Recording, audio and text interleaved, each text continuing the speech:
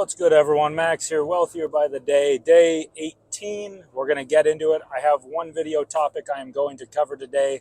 Please like, comment, subscribe, all that good stuff. I'm not going to waste your time. Let's get into it. I'm going to talk about two reasons why I think dividend investing is a superior form of investing, and it's going to be dividend investing is somewhat vague, right? That purely means investing in securities that pay dividends, and that's what I mean. So we'll jump into it. I'm not a financial professional, all that good stuff. This is for entertainment purposes only. I hope you enjoy the video. So the first reason why I think dividend investing is superior is, one, when you invest in dividend-paying companies or dividend-paying ETFs or index funds, it can be a huge motivator to see dividends being paid out into your account, right? And whether you reinvest those dividends back into the market, which I highly recommend, or if you take those dividends and use them to pay expenses, this is all going to depend on what your needs are, where you are in your life, and the amount of money you're generating from dividends, of course. That's going to dictate what you're doing with those dividend payments. But when you do have dividend payments coming in to your account, it's incredibly motivating. You want to see the dividend payout over the years go up. Like, it's only natural to want that to go up. So by reinvesting your dividends, you give yourself the potential to earn more in dividends. By putting more money into the market, you're obviously, and buying more dividend-paying securities, you're obviously going to generate higher amounts of dividends on an annual basis. So that right there, and a lot of people will say dividend investing is nonsensical. Whether a company pays a dividend or doesn't pay a dividend, it doesn't really matter. I get that on paper, and I get that from like a totally logical standpoint. I understand, but when you're dealing with people and people's motivations and people's emotions and what gets people to tick, seeing dividend income increase year over year and giving someone that metric to track, which I actually like on my Instagram page, stock_masters_, I do have a free dividend calculator, which can help you to basically calculate the amount of annual dividends you'll generate on an annual basis. A lot of stockbrokers also give you that feature somewhere within the dashboard or wherever you go to log on, so you can check that out too. But it's a really good metric for people to track, to keep them on track, to keep them investing in securities, which I don't think people necessarily think about. It's like I'm really big into lifting weights and the exercise selection and how you program your training, all of that. Like, if you're not having fun with what you're doing, good luck continuing to do it. I don't care how optimal it is. I don't care if it's the perfect plan. If you don't like doing it and you don't get excited and motivated to do it, you're not going to do it. The best investing methodology is the one you're going to follow and the one you believe in and the one that you're actually going to comply with. That's my belief and my thinking, and I think people could agree with that general sentiment. That makes sense. It's like, if you're even, let's say, the dividend investing methodology, let's say hypothetically, it's not optimal, it's 90% optimal. Well, what's better, doing that or doing nothing? I'm going to take the 90% optimal route, right? So that's kind of to me, that's the main reason I think dividend investing is valuable, is not because of the dividends themselves, but because of the feeling that people get from seeing the dividends and the motivation and desire for people to see those dividend payments increase over time. And by increasing the amount of dividends you're earning every year, chances are, especially if you're investing in high quality companies, or hopefully you're putting some of your money into ETFs and index funds, if not a vast majority, by seeing that dividend amount go up year over year, I guarantee your portfolio's total value is going to increase significantly over time.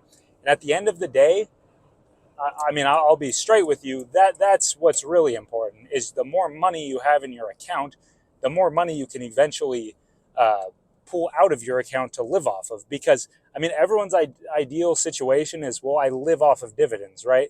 Like, I have an account, whether it's a personal brokerage, a standard brokerage account, some type of retirement account, a Roth account, a traditional account, I don't know. But a lot of people, the idea is like, well, I live passively off my dividend income. people need to realize it takes a lot of dividend, a huge portfolio value.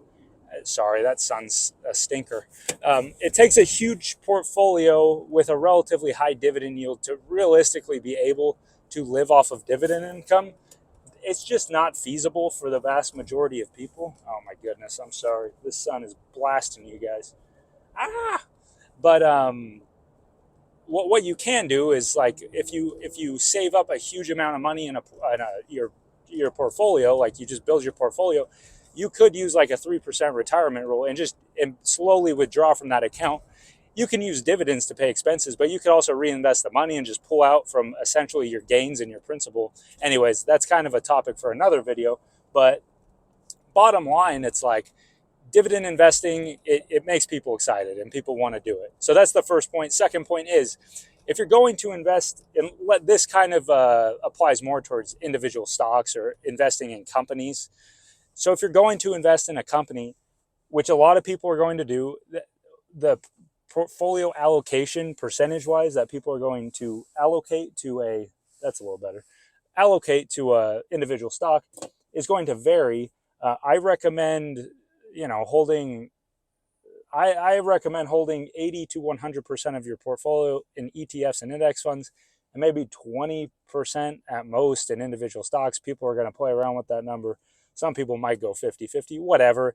It's a little more risky, obviously, when you're investing in individual stocks, because you're exposing yourself to potentially uncompensated risk, which, again, we could talk about that in another video.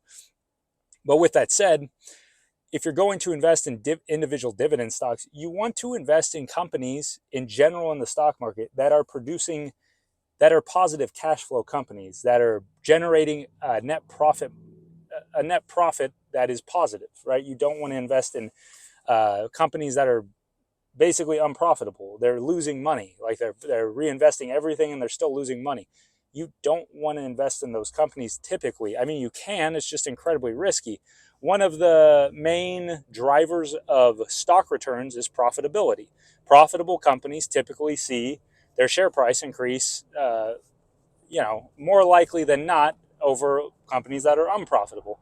Now, that doesn't mean that an unprofitable company can't become profitable, but profitable companies are better to invest in from historical data, from what we've seen. It's an indicator of positive stock returns. So, with that said, the reason you should invest in dividend stocks is dividend stocks are paying you cash, right? Like, they're actually giving you cash flow. When you invest in an asset such as real estate, you don't typically just buy a house, a real estate investment property, just to see that home's value go up. No, you buy it so you can rent it out, so you can earn money in rents, right? Like, that's the point. Like, you want your asset to cash flow.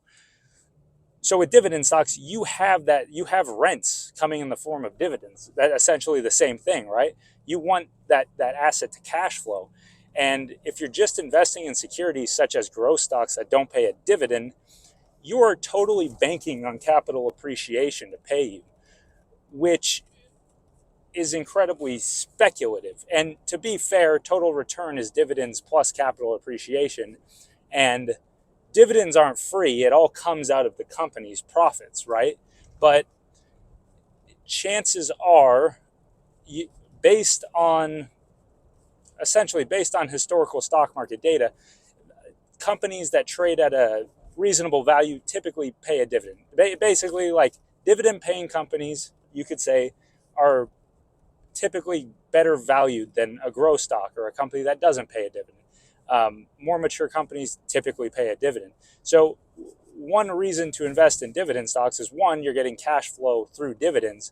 You're getting paid from that asset just for holding it, which is the way it should be. If you're going to invest in an asset, you should be getting cash flow from that asset.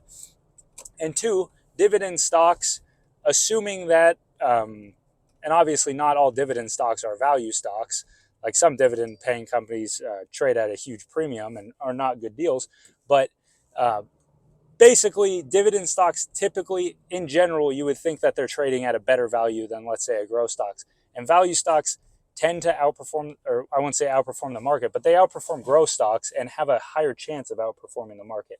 So 2 reasons right there to invest in dividend stocks. One, it's very motivating and it'll help you to pump more and more money into your portfolio. Two, dividend stocks actually give you cash flow like any asset really should. You're not just buying a dividend stock hoping that it goes up in share price. No, you're actually getting paid for owning that stock, which is really what investing is all about.